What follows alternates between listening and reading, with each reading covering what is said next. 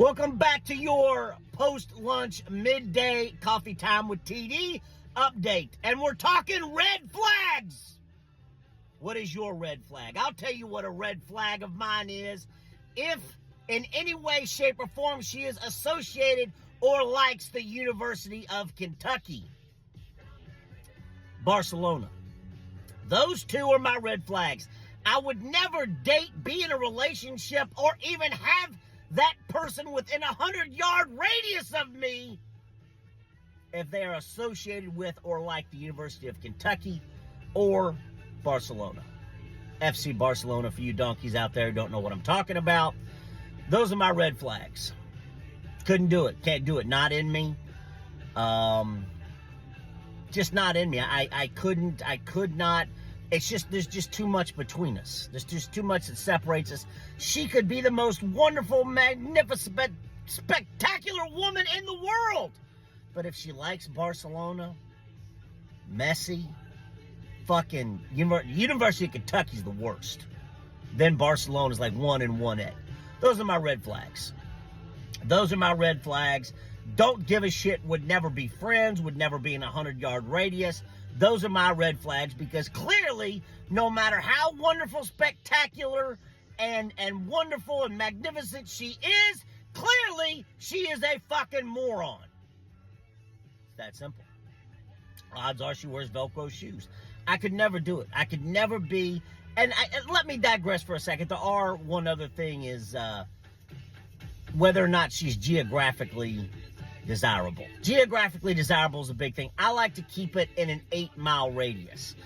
Anything over 8 miles, that means distance from my place to her place, because anything over 8 miles means I have to commit to possibly getting on the interstate.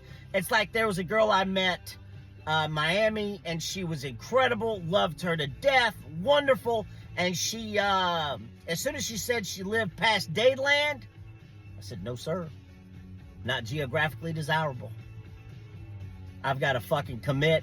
And if you know anything about going down to Dadeland in Miami, it's a day trip. You have to commit to a fucking day. If you want to go to the Dadeland Mall, you want to go to Coral Gables, you've got to sit on US 1. It's a fucking disgrace. And however much joy I was going to get, 15, 20 minutes of satisfaction, it's not worth it.